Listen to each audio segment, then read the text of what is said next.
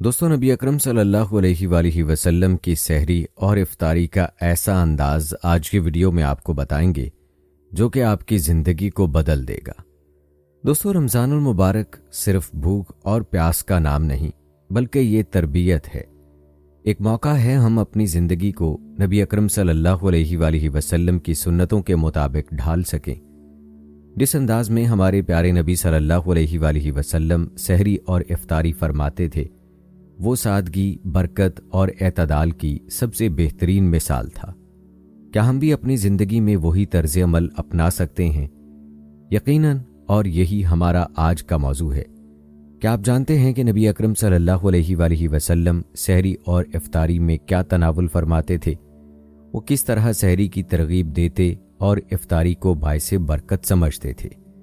آج کی اس ویڈیو میں ہم آپ کو نبی اکرم صلی اللہ علیہ وآلہ وسلم کی سحری اور افطاری کا وہ خوبصورت انداز بتائیں گے جس سے آپ اپنا رمضان المبارک سنت نبی صلی اللہ علیہ وآلہ وسلم کے مطابق گزار سکتے ہیں۔ بلکہ اسی ویڈیو میں آپ یہ بھی جانیں گے کہ نبی اکرم صلی اللہ علیہ وآلہ وسلم کو کھانے میں کون کون سی 10 غذائیں پسند تھیں جنہیں آج کی جدید سائنس بھی صحت کے لیے بہترین قرار دیتی ہے، تاکہ آپ بھی اپنی زندگی میں ان سنتوں کو اپنا سکیں۔ دوستو، ہمارے پیارے نبی صلی اللہ علیہ وآلہ وسلم نے اپنی زندگی میں 9 رمضان المبارک گزارے۔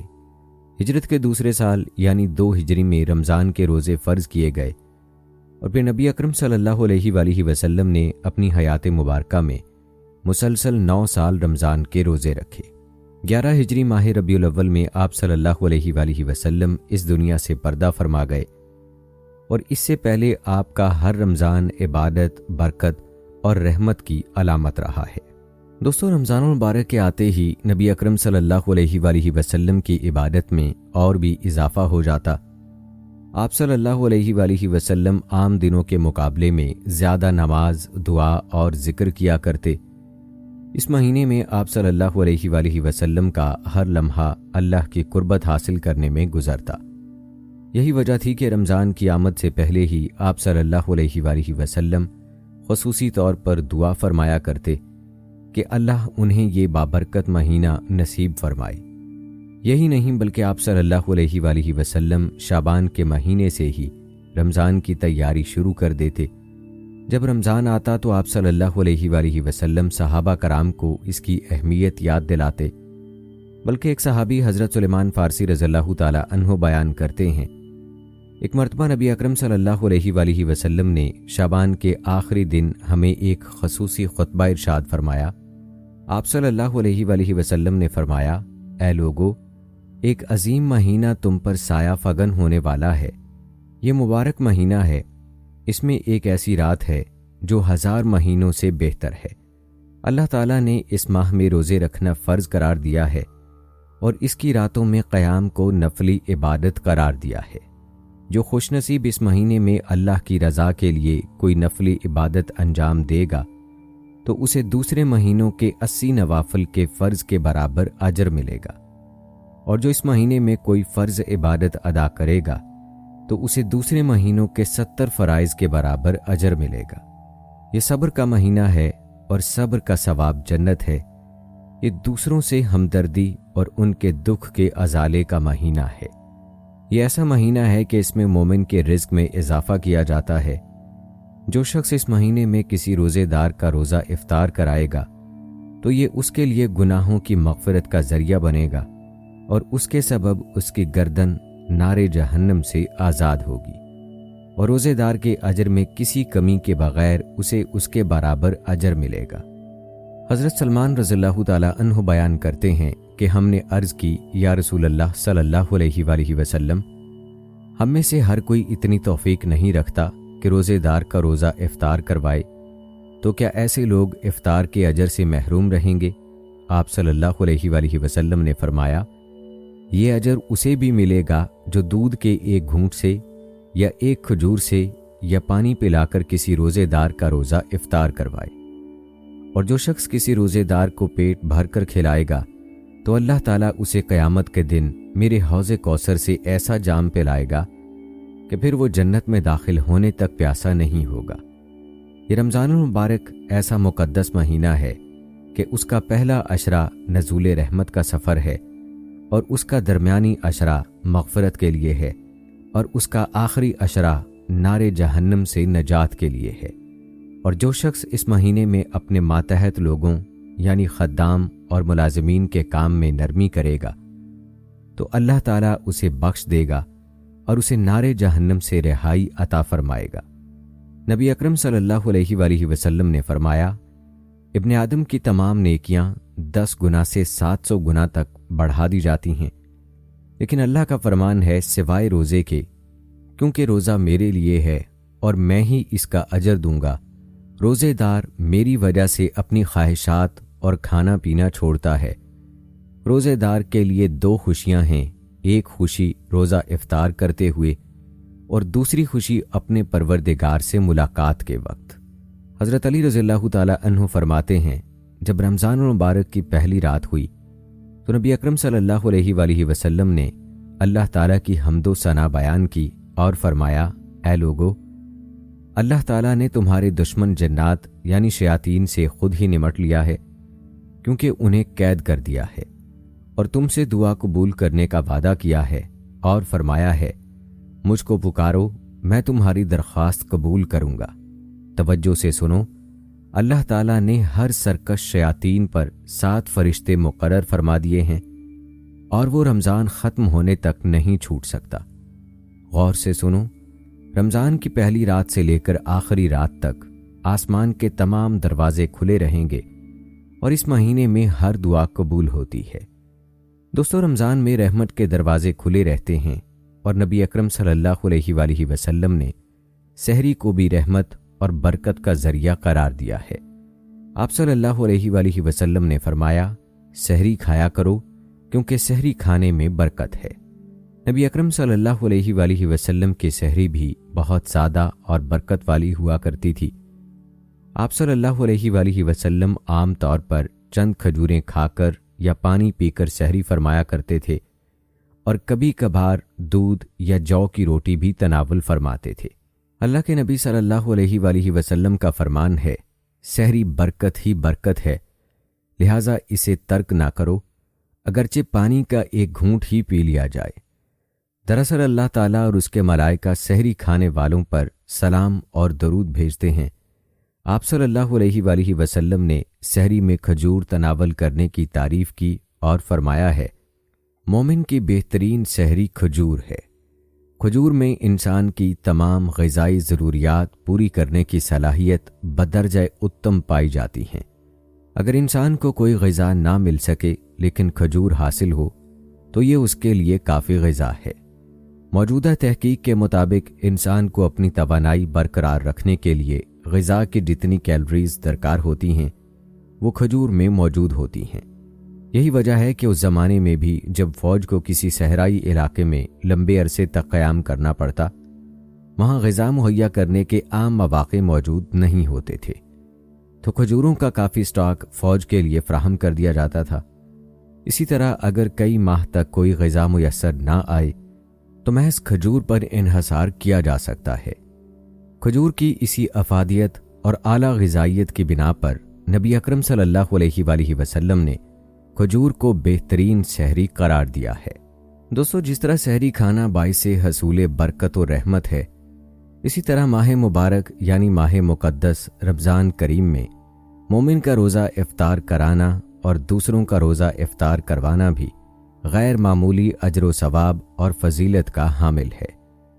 ترمذی شریف کی حدیث مبارکہ کے مطابق افطار میں جلدی کرنے والے اللہ کو محبوب ہیں۔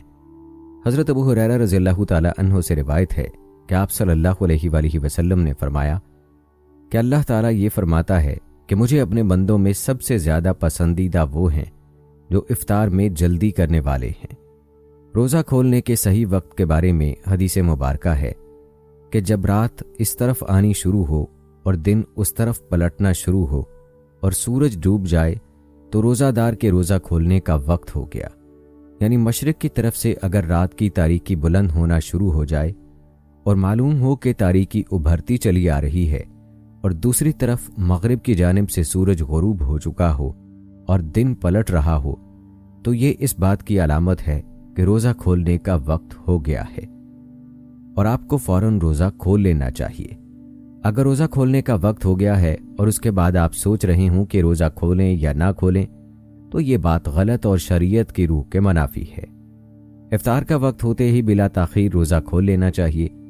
इफ्तार के लिए भी अफजल चीज़ खजूर है। हदीस मुबारका में है, जब तुम में से कोई शख्स रोज़ा इफ्तार करे तो उसे चाहिए कि खजूर से इफ्तार करे, क्योंकि इसमें बरकत होती है। अगर खजूर ना मिले तो उसे चाहिए कि पानी से इफ्तार करे, क्योंकि वो पाक है। नबी अकरम सल्लल्लाहु अलैहि वसल्लम का ये कायदा था कि आप सल्लल्लाहु अलैहि वसल्लम पहले रोज़ा इफ्तार करते और फिर नमाज पढ़ते थे।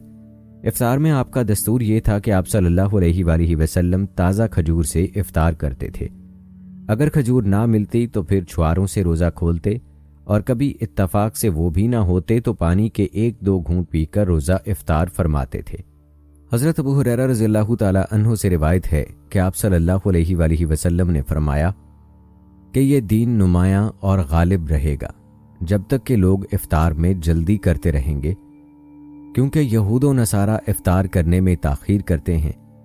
एक मुसलमान का काम तो ये है कि जिस चीज़ में यहूद व नसारा के इखलाक व आदात और तहजीब व तमद्दन की तकलीद का शायबा भी मौजूद हो, उससे खटक जाए और उससे बचे, क्योंकि उनकी तकलीद इख्तियार करना खुद अपने दीन को नुकसान पहुंचाना है। हदीस मुबारका के अल्फाज हैं कि जिसने रमज़ान में किसी रोज़ादार को इफ्तार करवाया तो ये उसके गुनाहों की बख्शिश और उसकी गर्दन को आग से छुड़ाने का जरिया होगा, और उसको उतना ही सवाब मिलेगा जितना रोज़ादार को रोज़ा रखने का सवाब मिलेगा, बगैर इसके रोज़ादार के अजर में कोई कमी ना हो। सहाबा कराम रिज़वानुल्लाह अजमाइन ने नबी अकरम सल्लल्लाहु अलैहि वसल्लम से अर्ज़ किया, हम में से कोई भी इस्तादात नहीं रखता कि किसी दूसरे को रोज़ा इफ्तार करवा सके। आप सल्लल्लाहु अलैहि वसल्लम ने फरमाया, इफ्तार करवा देने से मुराद पेट भरकर खिला देना नहीं, बल्कि खजूर, एक दूध या लस्सी के गिलास से रोज़ा इफ्तार करवा देना भी वैसे ही अजर व सवाब का हामिल है जैसे पेट भरकर खिला देने का सवाब है। इस ज़िम्न में ये बात भी अच्छी तरह याद रखनी चाहिए कि ये अमल खालिसतन अल्लाह के लिए हो। एक शख्स ने नबी अकरम सल्लल्लाहु अलैहि वसल्लम से पूछा, हम अपना माल खर्च करते हैं इसलिए कि हमारा नाम बुलंद हो, तो क्या हमें इस पर कोई अजर मिलेगा? नबी अकरम सल्लल्लाहु अलैहि वसल्लम ने फरमाया, नहीं। उसने पूछा, अगर अल्लाह के अजर और दुनिया की नामवरी दोनों की नीयत हो? आप सल्लल्लाहु अलैहि वसल्लम ने फरमाया, अल्लाह ताला कोई भी अमल कबूल नहीं करता जब तक वो खालिसतन उसी के लिए ना हो। लिहाजा रमज़ानुल मुबारक में सदका खैरात और रोज़ा इफ्तार करवाने जैसे अफजल आमाल खालिसतन अल्लाह के लिए किए जाएं, ना कि कुर्बत व रवाबत के नए सिलसिले बनाने और उनसे दुनियावी अगराज़ व मकासद हासिल करने की नीयत के तहत किए जाएं। इफ्तारी के खाने को सादा रखा जाए। अनवा व इकसाम की मुरगन ग़िज़ाएं और तरह तरह की डिशेस मेज़बान के आला ज़ौक़ और सखावत का इजहार तो हो सकती हैं, लेकिन दीन इस्लाम की तालीमात के मुताबिक नेकी की रूह के मुनाफी हैं, इसलिए कि रोज़े का मकसद नफ्स को मरगूबात व लज़्ज़ियात से रोकने की तरबियत देना है, ना कि लज़्ज़त परस्ती में इजाफे का एक नया दर खोलना। ऐसे मौके पर खाने पीने की अशिया के ज़ाय होने और कचरे के ढेर पर पड़े रहने से रिज़्क़ की बेहुरमती का अंदेशा ज़्यादा हो जाता है, जबकि हमारे मुआशरे में खाने पीने के इस्लामी आदाब व अतवार को इख्तियार करना बाइसे मलामत समझा जाता है। हाथ से खाना खाना, उंगलियां चाटना, एक ही बर्तन में मिलकर खाना बाइसे शर्मिंदगी गर्दाना जाता है। रोज़ा इफ्तार करवाने के हवाले से हमारे मतवसत तबके में ये रुझान पाया जाता है कि घर पर इफ्तारी का इंतज़ाम व एहतमाम करने की तमाम तर ज़िम्मेदारी खातून खाना पर डाल दी जाती है, और अक्सर घराने मुलाजमा रखने के मुतहम्मिल नहीं हो सकते। ऐसे मौके पर खातून खाना सारा दिन किचन में खड़ी होकर हसूल सवाब के लिए इफ्तारी के लिए मुख्तलिफ खाने पकाने में मसरूफ़ रहती हैं, और मर्द हजरात अगर रोज़ेदार हों तो ठंडे माहौल में आराम करते नज़र आते हैं। बाज़ औक़ात तो खातून खाना उस दिन रोज़ा भी नहीं रखती कि इफ्तार डिनर की तैयारी के लिए सारा दिन चूल्हे के पास आग सेंकने में गुजर जाएगा, और शाम होते होते वो थक कर इतनी निढाल हो चुकी होती हैं कि नफली इबादत तो दूर, फ़र्ज नमाज अदा करने की भी शक्कत बाकी नहीं रह जाती। इफ्तारी करवाने के अजर व सवाब को हासिल करने के लिए जो जोश व जज्बे हमारे अंदर पाए जाते हैं, उसमें हम फ़राइज़ से गफलत के मुर्तकिब भी हो सकते हैं और रियाकारी के फितने में भी मुब्तला होने का अंदेशा हर वक्त मौजूद होता है। हज़रत सलमान फ़ारसी रज़ियल्लाहु ताला अन्हु नबी अकरम सल्लल्लाहु अलैहि वसल्लम का ये इरशाद नकल फरमाते हैं कि रमज़ानुल मुबारक में 4 चीज़ों की कसरत किया करो। 2 बातें तो ऐसी हैं कि तुम उनके ज़रिए अपने रब को राज़ी करोगे, और 2 चीज़ें ऐसी हैं कि तुम उनसे बेनियाज नहीं हो सकते। पहली 2 चीज़ें जिसके ज़रिए तुम अल्लाह को राज़ी करोगे, ये है ला इलाहा इल्लल्लाह, ये गवाही देना और अस्तगफार करना। और 2 चीज़ें जिनसे तुम बेनियाज नहीं, ये है कि तुम अल्लाह ताला से जन्नत का सवाल करो और जहन्नम से पनाह मांगो। इमाम मुबारक महबूब सल्लल्लाहु अलैहि वसल्लम की उम्मत के लिए अल्लाह की वो अता है कि जिसे हासिल करने के लिए उसमें खुद को तैयार कर लेना चाहिए और पूरे माह तमाम ख्वाहिशात नफसानी से हटकर दिल में तमन्ना एक अहद करें कि हम इस पूरे माह सिर्फ और सिर्फ कदम कदम, लम्हा लम्हा नबी अकरम सल्लल्लाहु अलैहि वसल्लम के अहकामात की पाबंदी करेंगे। दोस्तों, रमज़ानुल मुबारक की बरकतें बेशुमार हैं और इस महीने में हम जो कुछ खाते पीते हैं वो न सिर्फ हमारी सेहत पर असरअंदाज होता है बल्कि रूहानी तौर पर भी हमें मजबूत बनाता है। इसलिए सहरी और इफ्तारी में ऐसी ग़िज़ाओं का इंतखाब करना चाहिए जो हमारे जिस्म को तवानाई फ्राहम करें और सुन्नत नबवी सल्लल्लाहु अलैहि वसल्लम के मुताबिक भी हों। और जब बात सुन्नत की हो तो क्यों ना हम ये भी जान लें कि हमारे प्यारे नबी सल्लल्लाहु अलैहि वसल्लम कौन कौन सी ग़िज़ाओं को पसंद करते थे और वो कौन से 10 खाने थे जो नबी अकरम सल्लल्लाहु अलैहि वसल्लम के दस्तरखान का हिस्सा बनते थे और जिनमें बेशुमार बरकतें और फ़वाइद मौजूद थीं। दोस्तों, पहली ग़िज़ा खजूर। नबी अकरम सल्लल्लाहु अलैहि वसल्लम को खजूर बेहद पसंद थी। आप आम तौर पर ताज़ा खजूर से इफ्तार फरमाते। अगर ताज़ा खजूर ना मिलती तो सूखी खजूर या छुआरे से इफ्तार करते, और अगर वो भी ना होती तो पानी से रोज़ा इफ्तार फरमाते। आप सल्लल्लाहु अलैहि वसल्लम को ख़ास तौर पर अजवा खजूर पसंद थी। आप सल्लल्लाहु अलैहि वसल्लम ने फरमाया, जिस घर में खजूर हो वो घर कभी भूखा नहीं रहता। दूसरी ग़िज़ा अंगूर। आप सल्लल्लाहु अलैहि वसल्लम अंगूर बड़े शौक़ से खाते थे क्योंकि ये सेहत के लिए बेहद मुफीद फल है। तीसरी ग़िज़ा अनार। नबी अकरम सल्लल्लाहु अलैहि वसल्लम को अनार बेहद पसंद था और आप सल्लल्लाहु अलैहि वसल्लम ने फरमाया, जन्नत के फलों में से एक है। चौथी ग़िज़ा अंजीर। अंजीर भी आप सल्लल्लाहु अलैहि वसल्लम की पसंदीदा ग़िज़ाओं में शामिल थी। आप सल्लल्लाहु अलैहि वसल्लम ने फरमाया, जन्नत के तमाम फलों में अंजीर जैसा कोई ना होगा। इसका ना छिलका होगा ना गुठली, और ये कई बीमारियों का इलाज भी है। 5वीं ग़िज़ा तरबूज। आप सल्लल्लाहु अलैहि वसल्लम इफ्तार में तरबूज भी पसंद फरमाते थे और अक्सर इसे खजूर के साथ मिलाकर खाया करते थे। हज़रत आयशा रज़ियल्लाहु ताला अन्हा से रिवायत है कि नबी अकरम सल्लल्लाहु अलैहि वसल्लम तरबूज और खजूर को एक साथ तनावल फरमाया करते थे। 6ठी ग़िज़ा दूध। आप सल्लल्लाहु अलैहि वसल्लम को दूध बेहद पसंद था। आप सल्लल्लाहु अलैहि वसल्लम बकरी का दूध ज़्यादा इस्तेमाल फरमाते और बाज़ औक़ात दूध में पानी मिलाकर पीते थे। 7वीं ग़िज़ा शहद। शहद भी आप सल्लल्लाहु अलैहि वसल्लम की पसंदीदा ग़िज़ाओं में शामिल था। कुरान पाक में भी शहद का जिक्र कई बार आया है और इसे शिफा का ज़रिया करार दिया गया है। 8वीं ग़िज़ा है गोश्त। नबी अकरम सल्लल्लाहु अलैहि वसल्लम को गोश्त खाने का भी बहुत शौक़ था। आप सल्लल्लाहु अलैहि वसल्लम ने फरमाया, गोश्त दुनिया और जन्नत दोनों जगहों के खानों का सरदार है। आप सल्लल्लाहु अलैहि वसल्लम को शोरबे वाला गोश्त ज़्यादा पसंद था और आप सल्लल्लाहु अलैहि वसल्लम भुना हुआ गोश्त भी रग़बत से खाते थे। एक मरतबा हज़रत अबू उबैदा रज़ियल्लाहु ताला अन्हो बकरा पका रहे थे। अल्लाह के प्यारे नबी सल्लल्लाहु अलैहि वसल्लम ने फरमाया, मुझे अगले बाजू यानी दस्ती का गोश्त पकड़ाओ।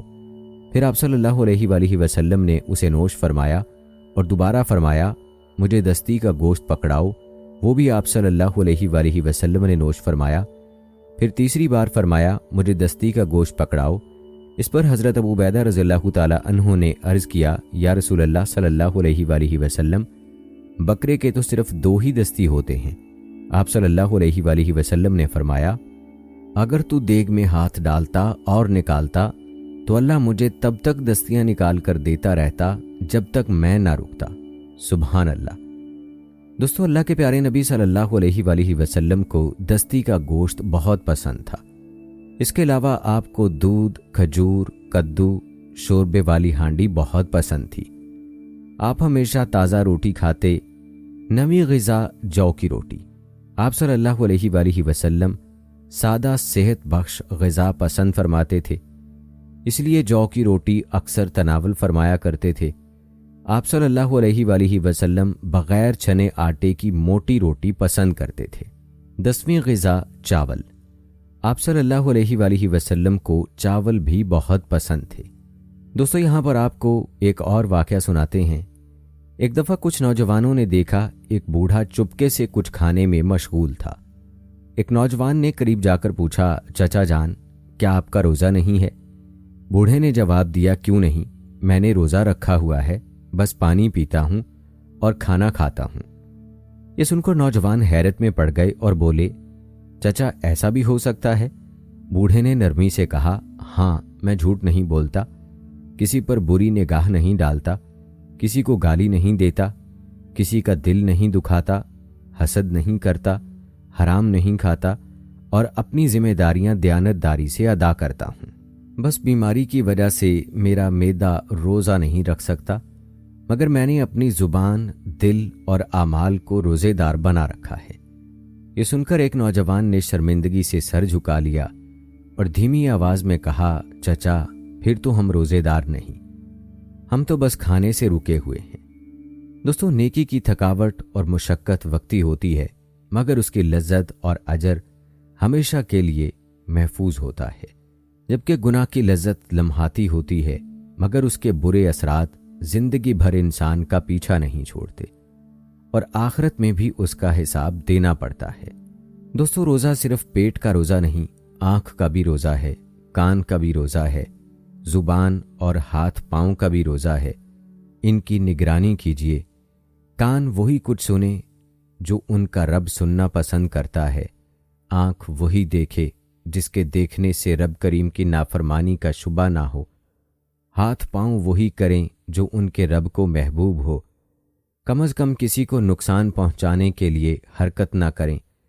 زبان کی خاص طور سے حفاظت کی ضرورت ہے، فضول گوئی سے بچنے کا خاص اہتمام کیجیے۔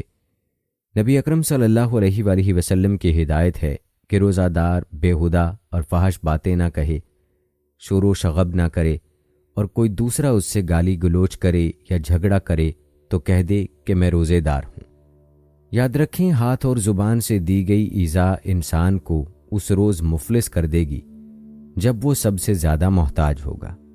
اس کی تمام نیکیاں ان دعوے داروں پر تقسیم کر دی جائیں گی جو اس کی ایذا کا نشانہ بنے، جس کے حقوق تلف کیے گئے، جن کی عزت پامال کی گئی۔ نیکیاں تقسیم ہونے کے بعد بھی دعوے دار ختم نہ ہوئے تو دعوے داروں کے گناہ اس پر ڈالے جائیں گے، اور پھر انہیں جہنم کی اتھاہ گہرائیوں کے سوا کیا ہو سکتا ہے۔